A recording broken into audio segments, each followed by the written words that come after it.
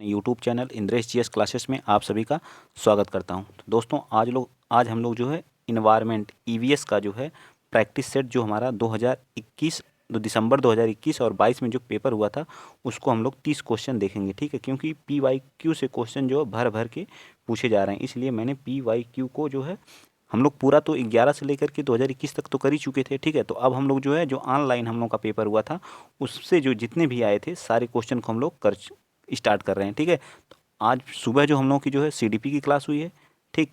अब इतनी बार शाम को मतलब हम लोग की क्या है इन EVS की हो जाएगी, फिर 9 बजे रात को आपको हिंदी की भी क्लास देखने को मिलेगी, ठीक है। फिर कल सुबह मैथ की इसी तरह से हम लोग की कंटिन्यू क्लास चलेगी, ठीक। तो आप लोग ज़्यादा से ज़्यादा सपोर्ट और प्रैक्टिस जिसको जिसको करना है प्रीवियस ईयर जो ऑनलाइन वाला हुआ था तो आप लोग कर लीजिए, ठीक। और जिसको इसको PDF चाहिए वो लोग खुद डाउनलोड करके करना चाहते हैं तो उन लोगों के लिए एक वीडियो बनाई गई है जो जहाँ से आप लोग क्या करके वेबसाइट से जा करके डाउनलोड करके देख सकते हैं, ठीक है। चलिए तो आइए स्टार्ट करते हैं। आप लोग वीडियो को शेयर कर दीजिएगा और चैनल को क्या कर लीजिएगा सब्सक्राइब कर लीजिएगा, ठीक। टोटल 30 क्वेश्चन हम लोग करेंगे, ठीक। इंग्लिश में दिया गया है तो हिंदी वाला पोर्शन हम लोग देखते हैं। देखिए चलिए ये रहा क्वेश्चन, आप लोगों को भरपूर मेरे ख्याल से विजुअल होगा, ठीक है।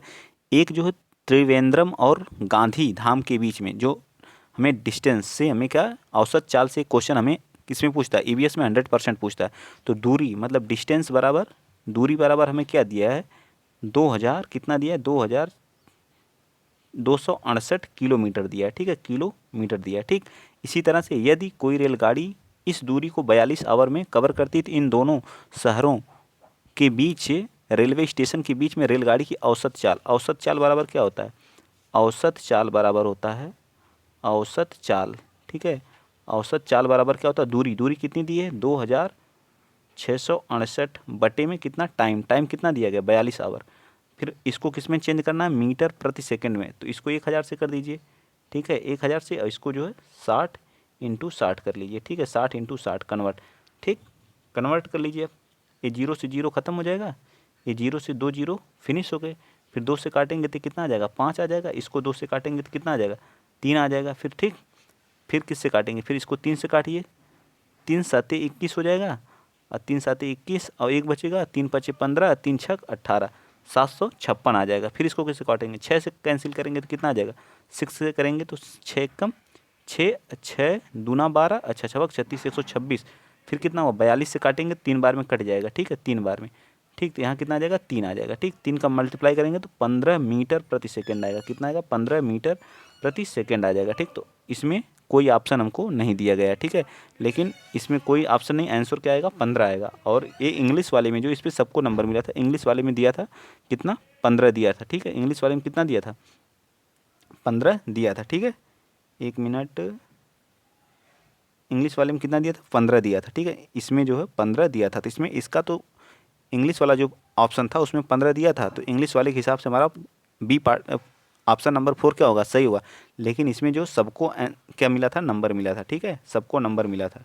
इस बात को आप लोग ध्यान दीजिएगा। चलिए स्टार्ट करते हैं आगे। अगला क्वेश्चन, मेरे ख्याल से क्वेश्चन आपको समझ में आ गया होगा। आगे आते हैं क्वेश्चन नंबर जो है 2, क्वेश्चन नंबर 62। देखिए इंग्लिश में दिया गया, इंग्लिश के बाद हिंदी में दिया गया, ठीक है।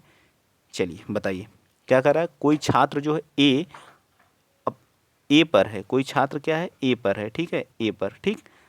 और बी पर पहुंचना चाहता है, ठीक है। इसके लिए पहले वो क्या करता है इसके लिए क्या करता है वो पहले ओ पर जाता है जो ए से क्या उत्तर में। मान लीजिए ए यहाँ पे है, इसके कहाँ जाता है उसको ओ पे जाना पड़ता है। कितना जाना पड़ता है ऊपर 120 किलोमीटर उत्तर दिशा में। ऊपर की तरफ हमारा क्या होता है उत्तर दिशा होता है। फिर क्या करता है फिर वह ओ से किधर बी से पश्चिम की दिशा में, पश्चिम हमारा किधर पड़ेगा इस साइड पड़ेगा, ठीक है। ओ के पश्चिम में जो 50 मीटर जाता है, ठीक है, 50 मीटर जाता है। तो ये आ जाता है किस पे बी पे आ जाता है, ठीक। तो फिर 50 मीटर दूरी तय करके पहुंचता है। ए और बी के बीच में दूरी ए वाली हमें डिस्टेंस निकालना है, बताइए कैसे निकालेंगे।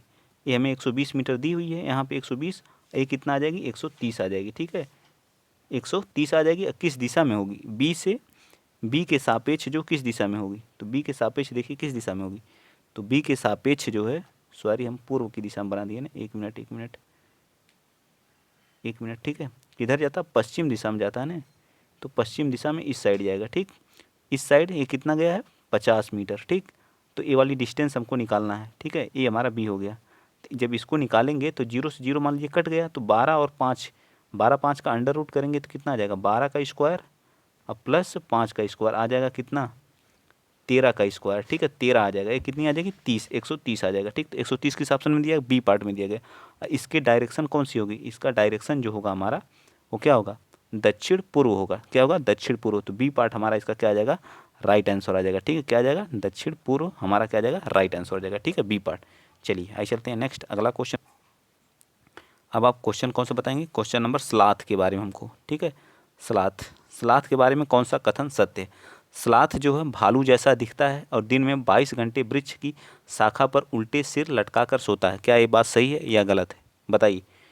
ये पार्ट हमारा सही है या गलत है, ये तो बिल्कुल गलत बात है। ठीक है, स्लाथ चिंपैंजी वनमानुष जैसा दिखता है और दिन में 17 घंटे वृक्ष की शाखा पर, ये भी गलत बात है। ठीक है, तो स्लाथ जो है भालू जैसा तो दिखता है, चिंपैंजी जैसा नहीं दिखता है, तो दोनों ऑप्शन गलत हो गए। ठीक है, ये भालू जैसा दिखता है और दिन के जो 17 घंटे वृक्ष की शाखा पर क्या करता है, लटक करके क्या करता है, सोता है। ठीक है, क्या, तो ये हमारा क्या हो जाएगा, ये वाला पार्ट हमारा क्या होगा, राइट हो जाएगा। ठीक, तो ये हमारा बी पार्ट क्या हो जाएगा, डी पार्ट क्या हो जाएगा, राइट हो जाएगा। ठीक है, चलिए आइए चलते हैं नेक्स्ट अगला क्वेश्चन। क्वेश्चन आप बताएंगे 64। 64 देखिए क्या कर रहा है, जब किसी एक कपड़े का दूध को उड़ेलते हैं तो मलाई उस पर जो है रह जाती है। तो पृथक्करण मतलब एक दूध है, कोई बीकर है, ठीक है, इसमें दूध है, ठीक, और जब इसमें क्या करते हैं, एक दूसरे बीकर में क्या करते हैं, इसको पलटते हैं। ठीक है, तो इसमें एक कपड़ा लगा देते हैं हम, ठीक, कपड़ा लगा देते हैं तो इसके ऊपर क्या रहती है, मलाई रह जाती है। तो जब वो मलाई ऊपर रह जाती है तो इस प्रक्रिया को हम क्या कहते हैं, जो मलाई रह जाती है, जब इस दूध को इसमें उड़ेलेंगे तो यह जो मलाई जो बच जाती है और नीचे दूध आ जाता है, तो जो मलाई बचती है तो उस प्रक्रिया को क्या कहते हैं हम, निस्यंदन कहते हैं। क्या कहते हैं, निस्यंदन। हिंदी में क्या बोलते हैं उसको, निस्यंदन बोलते हैं।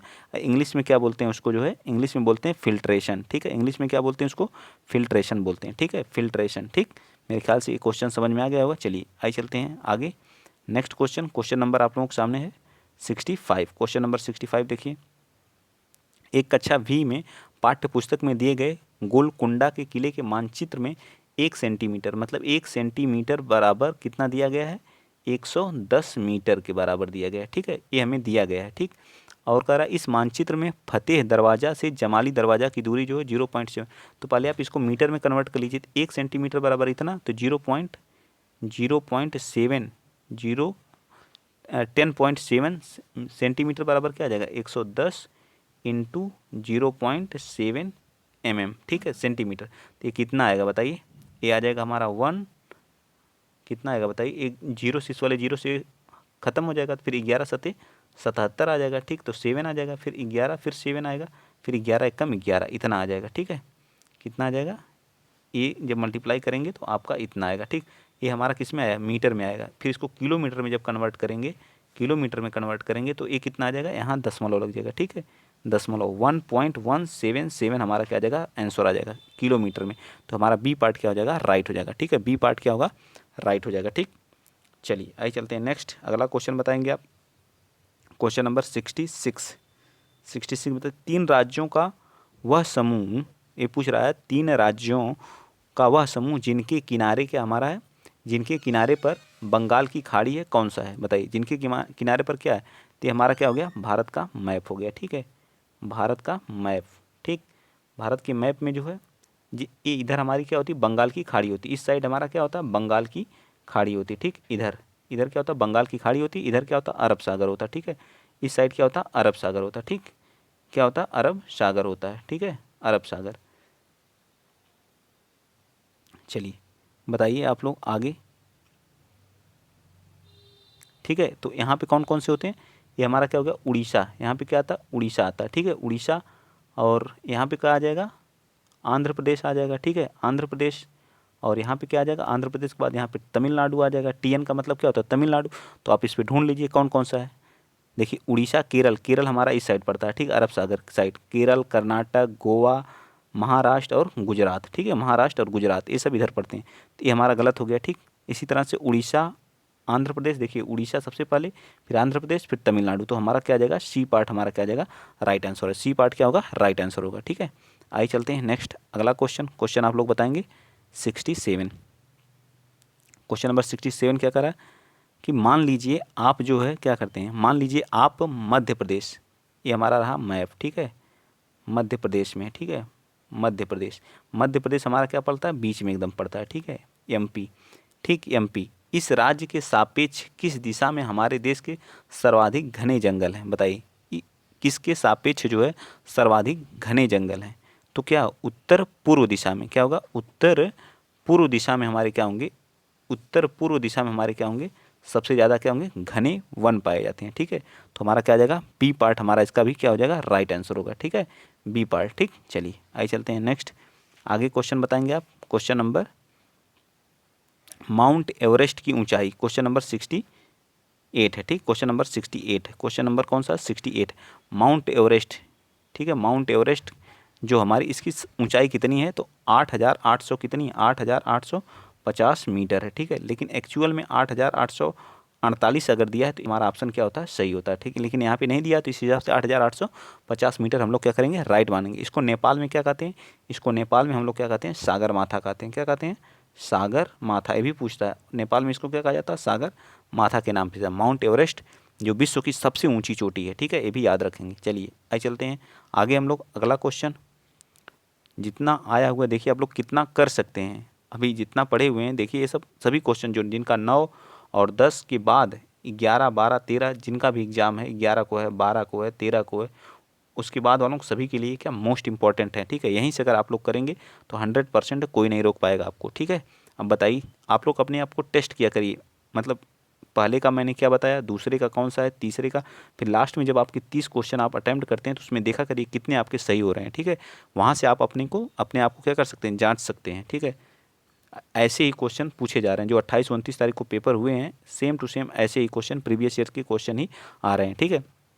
जब टूटता हुआ तारा आप देखेंगे आसमान में, कभी टूटते हुए तारे ऐसे होते हैं, ठीक है, तो उन तारों को क्या कहा जाता है, तो उनको कहा जाता है उल्का पिंड, क्या कहा जाता है, उल्का पिंड के नाम, टूटते हुए तारे को क्या कहा जाता है, उल्का पिंड कहा जाता है, ठीक है। चलिए नेक्स्ट चलते हैं, अगला क्वेश्चन, क्वेश्चन आप बताएंगे 70, क्वेश्चन नंबर 70 बताइए, 70, क्वेश्चन नंबर 70 बताइए, क्वेश्चन नंबर 70 क्या कह रहा है कि यह एक खेजड़ी का क्या है, वृक्ष है, इसके बारे में हमको क्या करना, विचार करना, कथन पर विचार करना। यह वृक्ष बहुत मुख्यतः रेगिस्तान में पाया जाता है, बिल्कुल सही बात है, रेगिस्तान या राजस्थान में पाया जाता है, ठीक है, तो ये पहला ऑप्शन हमारा क्या है, रेगिस्तान में पाया जाता है, ठीक है। इसे उगने के लिए अधिक जल की आवश्यकता नहीं होती, बिल्कुल सही, क्योंकि रेगिस्तान में अधिक जल की आवश्यकता नहीं होती, ये भी हमारा सही हो गया। यह वृक्ष अपने तने में जल को संचित करता है, जिसे का उपयोग जो है आवश्यकता पड़ने पर किया जाता है, बिल्कुल गलत बात है, ठीक है, तने में नहीं करता, जड़ में संचित करता है, ठीक है। इस वृक्ष की छाल पर का उपयोग जो दवाई के बनाने में होता है, इसकी मोटाई जो है कीड़ों का प्रभाव नहीं पड़ता है, तो ये हमारा गलत बात है, ठीक है, ये क्या है, नहीं ये सही है, ठीक है, बिल्कुल सही बात है। तो इसका जो दवा बनाने के उपयोग में किया जाता है और कीट इस पर जो है कीट का कोई प्रभाव नहीं पड़ता। इस वृक्ष की जो ई कह रहा है, इस वृक्ष में बहुत कम पत्तियां पाई जाती हैं, तो एक बात क्या है, गलत है, ठीक है। तो सही कथन पूछा, तो सही कथन हमारे कौन से हो गए, तो सही कथन हमारे कौन से हो गए, ए बी सी, तो ए पार्ट हमारा क्या आ जाएगा, राइट आ जाएगा, ठीक है, ए पार्ट क्या आ जाएगा, राइट। खेजड़ी वृक्ष के बारे में आप इतनी सारी चीज़ें डिटेल से देख सकते हैं, ठीक है।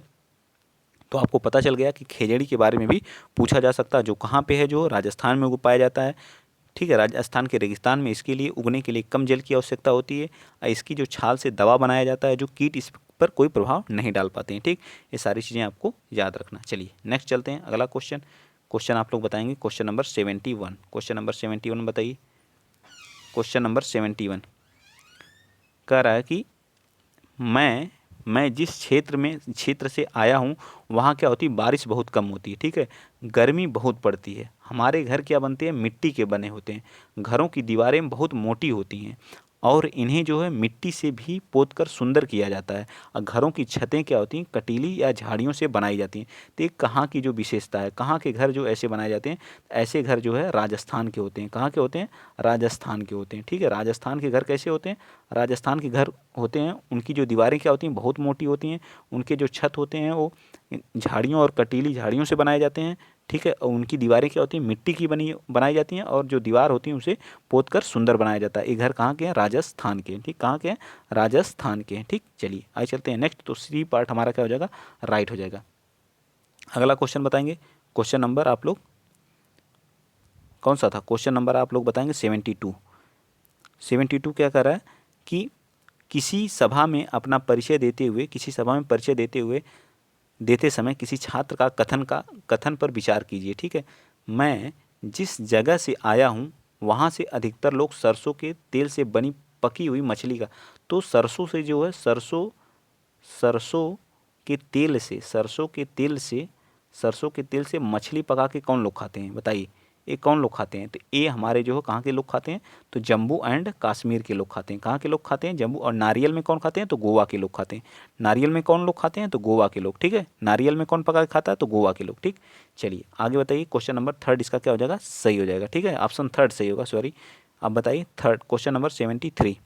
क्वेश्चन नंबर 73 बताइए क्या कर रहा है, कौन सा कथन सही है। 4 ऑप्शन दिए हैं, इसमें पूछा कौन सा कथन हमारा सही है।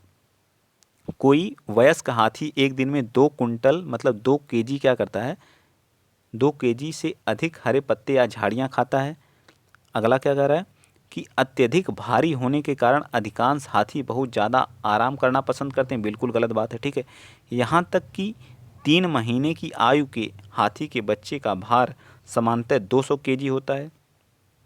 अधिकांश हाथी औसतन एक दिन में 9 घंटे सोते हैं। ये बिल्कुल गलत बात है, 9 घंटे नहीं 3 से 4 घंटे सोते हैं। कितने घंटे, 3 से 4 घंटे खाते हैं। यहाँ तक कि 3 महीने का आयु का बच्चा जो उसका होता है तो 200 केजी क्या करता है 200 केजी खाता है। ये बात क्या है, बिल्कुल सही बात है। ठीक है, क्या है, सही बात है। ठीक है, और क्या करता है, कोई वयस्क हाथी एक दिन में 2 क्विंटल की जगह हम 100 केजी खाता है। ठीक है, 100 केजी से अधिक क्या करता है, हरे पत्ते और झाड़ियों को खाता है। ठीक है, चलिए आइए चलते हैं नेक्स्ट अगला क्वेश्चन आप लोग कौन सा बताएंगे, क्वेश्चन आप 74 बताइए। क्वेश्चन नंबर 74 क्या कह रहा है कि एक समूह है, क्वेश्चन नंबर 74 कह रहा है कि एक समूह जिसका प्रयोग पुनः चक्रण, मतलब इसका प्रयोग जो क्या करते हैं हम लोग, पुनः चक्रण मतलब पुनः इसको क्या किया जा सकता है, बनाया जा सकता है प्रयोग करके पुनः। पॉलीथीन बैग, कागज, बैटरी, मोबाइल फ़ोन का इनका प्रयोग करके बना सकते हैं पुनः, ये तो नहीं कर सकते हैं। ठीक है, चादरें, समाचार पत्र, प्लास्टिक बोतल या बैटरी, इसका भी उपयोग पुनः करके नहीं कर सकते हैं। ठीक है, लोहे की कील, कांच की बोतल, स्टील मग या गत्ते का डिब्बा, इसको भी नहीं बना। चमड़े का बैग पुनः रिसाइकिल करके बनाया जा सकता है। लकड़ी का मेज रिसाइकिल करके क्या बनाया जा सकता है। ठीक है, प्लास्टिक फूलदान का प्रयोग रिसाइकिल। चादरें तो हमारा क्या जाएगा, डी पार्ट हमारा क्या हो जाएगा, डी पार्ट होगा, या सॉरी डी पार्ट नहीं होगा हमारा सी। ठीक है, बी सी पार्ट होगा। ठीक है, सी पार्ट होगा। ए डी हमारा क्या हो जाएगा, रंग, क्योंकि हम किसका प्रयोग, चमड़े का बैग पुनः प्रयोग करके नहीं बना सकते हैं। ठीक है, तो हमारा ये भी क्या गलत होगा, हमारा क्या होगा, सी पार्ट क्या हो जाएगा, राइट हो जाएगा। ठीक है, यानी थर्ड वाला। चलिए नेक्स्ट बताएंगे क्वेश्चन नंबर 75। क्वेश्चन नंबर 75 बताइए। क्वेश्चन नंबर 75 कह रहा है कॉलम को क्या करना, मिलाना, मैच करना। कॉलम ए को कॉलम बी से क्या करना, मैच करना। छोले भटूरे कहाँ के लोग खाना पसंद करते हैं, तो छोले भटूरे जो है कहाँ के लोग खाना पसंद करते हैं, तो ये पंजाब के लोग। तो फर्स्ट का क्या आ जाएगा, ई आ जाएगा। एक मिनट इसको मैं कैंसिल करता हूँ। हाँ, छोले भटूरे कहाँ के लोग खाना पसंद करते हैं, तो पंजाब के लोग। ठीक है, पंजाब के लोग कहाँ के छोले और भटूरे खाना पसंद करते हैं। नारियल से डली करी के साथ उबला टेपियोका कहाँ के लोग खाते हैं, तो ये जो उबला टेपियोका ये कहाँ के लोग, केरल के लोग खाते हैं। कहाँ के लोग, केरल के। ठीक है, सरसों के तेल से बनी या पकी मछली कौन खाते हैं, तो जम्मू कश्मीर के लोग। ठीक है, नारियल के तेल में कौन खाता है, तो गोवा के लोग। ठीक है, नारियल के तेल में कौन खाता है, गोवा के लोग। ठीक है, तो इस तरह से हमारा कौन हो जाएगा, फर्स्ट का डी, फर्स्ट का क्या हो जाएगा, डी। फर्स्ट का क्या आएगा, फर्स्ट का ई। ठीक है, फर्स्ट का ई, फिर उसके बाद कौन आया, फर्स्ट का ई, और सेकंड का बी, और थर्ड का क्या है, डी, और फोर्थ का ए। ठीक है, ई बी डी ए, देखिए किस ऑप्शन में, ई बी डी ए, देखिए कौन से ऑप्शन में, नीचे जाइए, ई बी डी ए, तो हमारा कौन सा चौथा ऑप्शन इसका क्या आ जाएगा, राइट आ जाएगा। ठीक है, चलिए नेक्स्ट चलते हैं अगला क्वेश्चन आप 76 बताएंगे। क्वेश्चन नंबर 76 क्या कह रहा है कि अपनी कक्षा मतलब फोर्थ के पर्यावरण अध्यक्ष के विद्यार्थी को रचनात्मक आकलन के लिए उपयुक्त कार्य का चुनाव करना। मतलब अध्यक्ष के विद्यार्थियों के रचनात्मक आकलन का क्या करना, चुनाव करता है। तैरने और डूबने के पाठ का क्या करेंगे, प्रश्न उत्तर लिखने को कहेंगे। डूबने और तैरने की प्रक्रिया का अवलोकन करने की क्रियाकलाप करना करेंगे। तैरने और डूबने की परिभाषा जहाँ भी रहता है हमेशा नेगेटिव आता है, ठीक है। जो वस्तु डूबती है और तैरती है उनकी क्या करेंगे, सूची याद करवाएंगे या क्रियाकलाप करेंगे। अवलोकन करने के लिए क्या करेंगे, डूबने और तैरने की प्रक्रिया का अवलोकन करने के लिए क्रियाकलाप कहेंगे, ठीक, क्रियाकलाप। तो कौन सा पार्ट हो जाएगा इसका, बताइए कौन सा सही होगा, बताइए 76 का कौन सा होगा। तो 76 का हमारा बी पार्ट होगा, डूबने और क्रियाकलाप के माध्यम से बच्चा सीखता है, ठीक है। क्रियाकलाप के माध्यम से ही बच्चा क्या करता है, सीखता है ज़्यादा से ज़्यादा, ठीक। नेक्स्ट बताएंगे अगला question, question number 77। Question number 77 क्या कर रहा है, कह रहा है कि पर्यावरण अध्ययन के शिक्षण में कला एवं कौशल का समावेश करना चाहिए क्योंकि वह प्रोत्साहित करता सृजनात्मकता को। बिल्कुल सही बात है, सृजनात्मकता को क्या करता है, प्रोत्साहित करता है। सहपाठी सीखने के लिए ये भी करता है। कक्षा में अनुशासन को नहीं समावेशन को करता है, बताइए समावेशन को करता है या नहीं, बताइए। तो समावेशन को, कक्षा में अनुशासन को भी क्या करता है, प्रोत्साहित करता है, ठीक है। क्या करता है, प्रोत्साहित करता है। तो कक्षा में अनुशासन तो होना नहीं है, ठीक है। ए हो जाएगा ए, और समावेशन को करता है तो ए बी और हमारा क्या आ जाएगा डी। इस तरह से हमारा कौन सा राइट आ जाएगा, ऑप्शन नंबर 4 हमारा क्या आ जाएगा, राइट आ जाएगा, ठीक है। चलिए नेक्स्ट चलते हैं अगला क्वेश्चन, क्वेश्चन नंबर 78 बताइए। 78 क्या कर रहा है कि कोई कक्षा का जो 4th का विद्यार्थी है, कक्षा 4th का, को थीम आश्रय हमारी कितनी थीम है, टोटल 6 थीम के बारे में बताया गया, ठीक है। आश्रय के लिए कौन सा उपयुक्त पूछताछ को प्रोत्साहित करेगा, बताइए। विद्यार्थियों को विभिन्न प्रकार के घरों के चित्र एकत्र करने के लिए कहना, विभिन्न प्रकार के आश्रयों को चित्र द्वारा क्या करना, साझा करना, या फिर जो है विभिन्न मकान निर्माण स्थलों पर जाने के उपरांत विद्यार्थियों को अपने अनुभवों को सुनाने के लिए कहना, देश के विभिन्न आश्रय के पावर पॉइंट द्वारा प्रस्तुत करना। ये भी गलत है, ये भी गलत है, ये भी। बच्चा जब वहाँ जा करके स्थल को देखेगा उसके उपरांत जो विद्यार्थी से क्या कहेंगे आप, वह अपने अनुभव को क्या करे, साझा करे। अच्छा तरीका होगा क्या करने का, आश्रय के लिए कौन सी युक्त पूछताछ के लिए थीम से एक क्वेश्चन 100% आएगा। थीम से देखिए, थीम से एक क्वेश्चन 100% आना है। तो हमारा 3rd पार्ट क्या हो जाएगा, राइट हो जाएगा। आगे बताइए क्वेश्चन नंबर 79। क्वेश्चन नंबर 79 बताइए। प्राथमिक कक्षाओं का पर्यावरण अध्ययन वह विषय क्षेत्र है जिसमें एकीकरण है, बताइए एकीकरण किसमें है। विज्ञान एवं पर्यावरणीय शिक्षा के संप्रत्ययों मतलब कॉन्सेप्ट एवं मुद्दों पर, या फिर सामाजिक विज्ञान के संप्रत्य एवं मुद्दों पर, या फिर जो विज्ञान और सामाजिक विज्ञान के संप्रत्य कॉन्सेप्ट एवं मुद्दों पर, या विज्ञान सामाजिक विज्ञान पर्यावरण शिक्षा के मुद्दों पर। तो हमारा क्या आ जाएगा, 4th हमारा क्या आ जाएगा, राइट आ जाएगा। जो पर्यावरण हम पढ़ाते हैं जो प्राथमिक स्तर पर, उसमें विज्ञान भी आता है, हमारा सामाजिक विज्ञान भी आता है, पर्यावरण शिक्षा भी आती है, ठीक है। तीनों आते हैं, मैथ इसमें नहीं आता, ठीक है। चलिए नेक्स्ट बता दीजिए क्वेश्चन नंबर 80। निम्न में से जो है प्राथमिक स्तर के पर्यावरण के अध्ययन का क्या उद्देश्य है। निम्न मतलब प्राथमिक स्तर से बच्चे के साथ जो है पर्यावरण का क्या उद्देश्य है। लैंगिक भेदभाव से संबंधित मुद्दों पर सीखने वाले को क्या संवेदनशील बनाना। संवेदनशीलता जो हमेशा क्या होती है, हमारा पॉजिटिव होती है, ठीक है। संवेदनशीलता क्या होती है, हमारा हमेशा पॉजिटिव होती है। तो यही हमारा क्या आ जाएगा, ज़्यादा जाने की जरूरत ही नहीं, यही हमारा क्या आ जाएगा, राइट आ जाएगा, ठीक है। ये पार्ट क्या हो जाएगा, राइट हो जाएगा, ठीक है। दूसरा क्या करा, स्थानीय उपलब्ध सामग्री से सरल प्रारूपों का विकास करना, ये गलत है। सही है लेकिन सबसे सटीक हमारा वही है, क्रमिक रूप से तैयार करना उच्च प्राथमिक विज्ञान संप्रदाय, ये भी गलत है, ठीक है। विद्यार्थियों को अपने आस पड़ोस उपलब्ध व्यवसाय तो होना ही नहीं चाहिए, हमारा नेगेटिव होता। तो ये पार्ट हमारा क्या जाएगा, राइट हो जाएगा, ठीक है। चलिए आगे चलते हैं। नेक्स्ट क्वेश्चन नंबर आप लोग बताएंगे 81 बताइए। अगर आप लोगों को वीडियो अच्छा लग रहा है तो प्लीज़ शेयर करिएगा, चैनल को सब्सक्राइब भी करिएगा और ज़्यादा से ज़्यादा सपोर्ट करिएगा। और कमेंट में बताइए कि ऐसी सीरीज चलाई जाए या फिर ना चलाई जाए, ठीक है। ये भी बताइए। जो है शिक्षिका ने अपने विद्यार्थियों को भोजन के रूप में ग्रहण किए जाने वाले पौधों के विभिन्न भाग जैसे जड़, तना एवं पुष्पों के नाम जानने के लिए अपने परिवार सदस्यों से परामर्श करने के लिए कहा। इस क्रियाकलाप का अभिकल्पना की गई है, बताइए। अनुभवात्मक सीखने को प्रोत्साहित करना, क्या जैसे मतलब अपने घर वालों से पूछेगा तो उनके पास अनुभव रहेगा, उनके द्वारा जो सीखेगा तो क्या अनुभवात्मक सीखने को क्या कर रहा है यहाँ टीचर, प्रोत्साहित कर रहा है। तो ये पार्ट हमारा क्या हो जाएगा, राइट हो जाएगा। ये बाकी सारे क्या हमारे आनंदमय या रुचिपूर्ण बनाने के लिए सब गलत हैं, ठीक है। चलिए आइए चलते हैं नेक्स्ट अगला क्वेश्चन नंबर आप लोग 82 बताइए। 82 क्या कर रहा है, दृष्टिबाधित, जो बच्चे दृष्टिबाधित होते हैं, दृष्टिबाधित विद्यार्थियों को पर्यावरण अध्ययन पढ़ाने के लिए निम्न में से कौन सी युक्ति सर्वाधिक उपयुक्त है। कक्षा में मिश्रित सहपाठी समूह बनाइए, या फिर कक्षा को कार्य को पूर्ण करने के लिए अधिक समय दें, या फिर जो है अगला क्या है, आगे क्या है, आगे कह रहा है कि किसी भी कार्य को भागों में बांटें और प्रत्येक भाग को अलग करें। अलगाव जहाँ रहेगा वो गलत होगा, ठीक है। स्पर्शी शिक्षण अधिगम सामग्री को क्या करें, स्पर्शी मतलब जिसको स्पर्श करके बच्चा सीखता उस वाली को जो है सीखने की सामग्री पर अधिक उपयोग करना, ये हमारा क्या हो जाएगा, सबसे सटीक आंसर होगा, ठीक है। किसी चीज़ को बच्चा प्रत्यक्ष रूप से देख करके सीखेगा तो ज़्यादा सीखता है, ठीक है।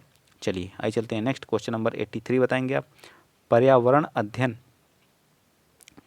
अध्ययन का शिक्षण करते हुए पाठ का उपयुक्त स्तर जिस विद्यार्थियों का आकलन किया जाना चाहिए वह है, बताइए।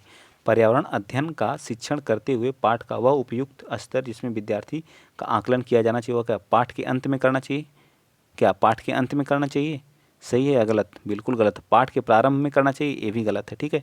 जब विद्यार्थी आकलन के लिए क्या हो, प्रस्तुत हो, या शिक्षण अधिगम के दौरान हमेशा क्या होना चाहिए, बच्चे का आकलन जो है हमेशा क्या होना, आकलन जो है शिक्षण के दौरान ही करना चाहिए। जो आकलन होना चाहिए शिक्षण के दौरान ही करना चाहिए, ठीक है। तो हमारा क्या आ जाएगा, बी, ए 4 पार्ट क्या हो जाएगा, राइट हो जाएगा, यानी कि डी पार्ट क्या होगा, सही होगा। नेक्स्ट बताइएगा क्वेश्चन नंबर अगला।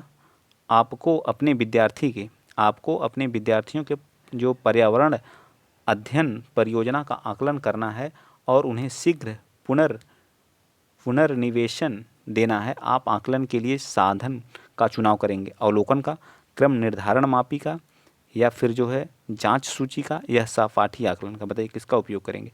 तो आप यहाँ पे किसका करेंगे, जांच सूची का करेंगे। किसका करेंगे, जांच सूची का करेंगे, ठीक है। किसका करेंगे, जांच सूची का क्या करेंगे, प्रयोग करेंगे, ठीक है। यानी कि चेक लिस्ट का करेंगे, ठीक है, चेक लिस्ट का, इंग्लिश में बोलते हैं चेक लिस्ट। अगला बताइए क्वेश्चन नंबर आप 85 बताएंगे। चारों ऑप्शन विजिबल हैं यहाँ पे, ठीक है।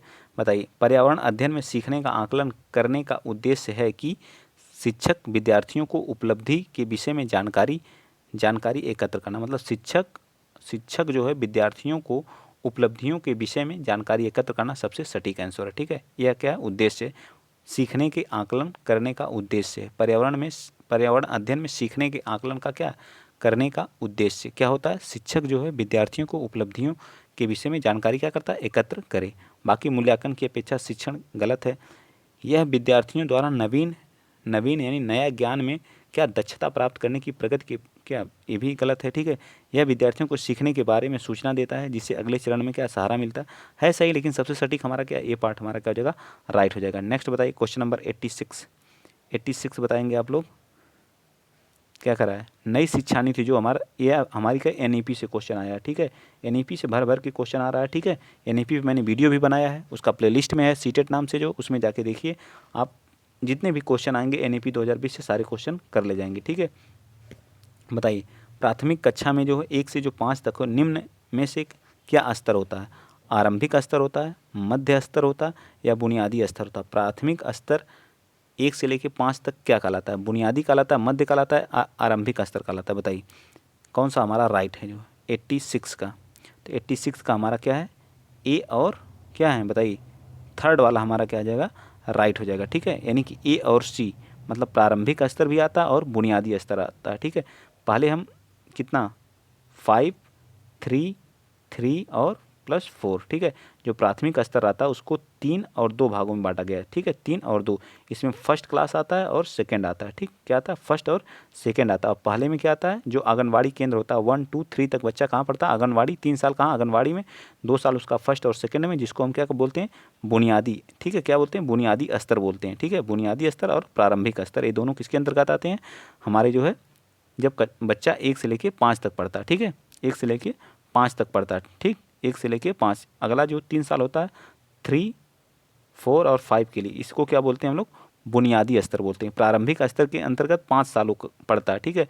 और जो है 3 साल हमारा क्या होता है, बुनियादी स्तर होता है, ठीक। तो हमारा सी पार्ट इसका क्या आ जाएगा, राइट आ जाएगा, ठीक है। सी पार्ट क्या होगा, राइट हो जाएगा, ठीक है। ए भी सही है और ए भी। मध्य स्तर जो हमारा आता है वो 8, 6, 7 और 8 आता है, 6, 7 और उच्च शिक्षण जो आता है हमारा वो 4 साल का होता है, ठीक। चलिए आइए चलते हैं नेक्स्ट अगला क्वेश्चन नंबर आप बताएंगे 86 हो गए। 87 बताइए प्राथमिक स्तर पर निम्न में से क्या प्रक्रिया कौशल नहीं है। बताइए कौन सी प्रक्रिया जो कौशल नहीं है, निगेटिव पूछा है, ठीक है, 87 का। तो कौन सी है, मानचित्र के माध्यम से ये भी क्या है, कौशल ही है। क्रियाकलाप परिवर्तनों को परिभाषित करना ये भी एक कौशल है। परिकल्पना की जांच करना, किसी परिकल्पना की जांच करना, यह क्या एक प्रक्रिया कौशल है। तथ्यों को अनुस्मरण करना, यह भी एक क्या प्रक्रिया कौशल। लेकिन परिकल्पना का जांच करना यह क्या है, यह एक प्रक्रिया कौशल नहीं है। तो निगेटिव का निगेटिव, तो सी पार्ट हमारा क्या आ जाएगा, राइट आ जाएगा। थर्ड वाला हमारा राइट होगा। ठीक, चलिए नेक्स्ट बताएंगे 88, क्वेश्चन नंबर 88 बताइए। थीम जो परिवार तथा मित्र है, निम्न में से इसकी उप थीम क्या है। इसकी उप थीम क्या है, जो परिवार एवं मित्र क्या है। थीम से मैंने पूछा नहीं, हमेशा क्वेश्चन आते हैं टोटल 6 थीम्स होती हैं। कितनी होती हैं, 6। इसकी उप थीम पूछा है तो बताइए क्या है। चीज़ों जो हम बनाते हैं और करते हैं, कार्य और खेल, भोजन एवं जल, हमारा आश्रय। तो अलग खुद एक क्या है, थीम है। ठीक है, या इसकी क्या है, एक अलग थीम है। ठीक है, ये तो थीम है भोजन एवं जल, यह भी क्या है, एक अलग है। भोजन और जल एक अलग थीम है। ठीक है, तो क्या आ जाएगा हमारा, कार्य और खेल हमारा किसके अंतर्गत आते हैं, जो हम किसके अंतर्गत आता है। तो बी पार्ट हमारा क्या आ जाएगा, थीम परिवार एवं तथा मित्र के अंतर्गत हमारा क्या आता है, कार्य और खेल आता है। ठीक, चलिए आइए चलते हैं अगला 89 क्वेश्चन बताइए। निम्न में से कौन सा एक अपसारी प्रश्न है। अपसारी, अभिसारी नहीं, जो पर्यावरण अध्ययन में शिक्षिका अपने छात्रों को सृजनात्मक क्षमता को प्रोत्साहित करने के लिए पूछेगी। मृदा में प्याज के बीजों को बोने से लेकर के फसल काटने तक के चरण कौन से हैं, बताइए। अपसारी हैं या अभिसारी हैं। दिल्ली जैसे शहर में वायु प्रदूषण को कम करने के लिए आप क्या कदम उठाएंगे, सबसे सटीक आंसर है हमारा। ठीक है, तो क्या हो जाएगा, दिल्ली जैसे शहर में इसके कई हम क्या कदम उठा सकते हैं। सबसे क्या सृजनात्मक क्षमता को यहाँ से क्या करेगा, प्रोत्साहित करेगा। ठीक है, तो बी पार्ट हमारा क्या आ जाएगा, राइट हो जाएगा। ठीक, नेक्स्ट बताइए क्वेश्चन नंबर, आज का ये लास्ट क्वेश्चन है। ठीक है, जो विद्यार्थी जो होते हैं, विद्यार्थियों द्वारा पर्यावरण अध्ययन के सीखने का गत्यात्मक, समग्र तथा अनुभवात्मक, प्राकृतिक का उत्तम आकलन किया जा सकता है। बताइए किसके द्वारा किया जा सकता है। तो यह जो है विश्वसनीयता आकलन की युक्ति के द्वारा किया जा सकता है। ठीक है, पेपर पेंसिल हमारा नेगेटिव होता है। क्रम निर्धारण मापी, ये भी हमारा क्या होता है, गलत होता है। तो हमारा क्या आ जाएगा, विश्वसनीय आकलन युक्ति द्वारा हम लोग क्या कर सकते हैं, अनुभवात्मक, प्राकृतिक का उत्तम आकलन कर सकते हैं। ठीक है, तो हमारा सी पार्ट क्या हो जाएगा, राइट हो जाएगा। आप 30 में बताइएगा आपके कितने बहुत ही इंपॉर्टेंट, जितने भी थी बहुत ही मोस्ट इंपॉर्टेंट क्वेश्चन थे। ठीक है, अगर आप लोग सपोर्ट करेंगे तो ऐसी वीडियो आप लोगों को हमेशा प्रोवाइड करता रहूँगा। ठीक है, जो लोग 9-10 के हैं तो लोग तो लग जाएं, पूरा जो जितना PYQ करेंगे उतना ही आपका नंबर इंक्रीज करेगा। ठीक है, तो आप बताइएगा, जिन लोगों को 28-29 हैं वो लोग तो बहुत ही बेटर हैं। ठीक है, थोड़ा और संघर्ष करिए, एक भी क्वेश्चन 30 में 30 आएगा। इसके बाद हमारी अगली क्लास होगी जो है 9 बजे रात में आपको देखने को मिल जाएगी हिंदी की। ठीक है, इसके बाद हम लोग लैंग्वेज स्टार्ट हो जाएगा। ठीक है, लैंग्वेज फर्स्ट देखिए, यहाँ से हम लोग क्वेश्चन स्टार्ट करेंगे पहला गद्यांश से। तो आप लोग ज़्यादा से ज़्यादा क्या करिए, सपोर्ट करिए। ठीक, अगली क्लास आप लोगों को बहुत जल्द मिलेगी। ठीक है, 9 बजे आपको मिल जाएगी। ठीक, तो आज के लिए इतना ही। अगर वीडियो अच्छा लगा तो प्लीज़ शेयर करिएगा, चैनल को सब्सक्राइब करिएगा। जय हिंद, जय भारत।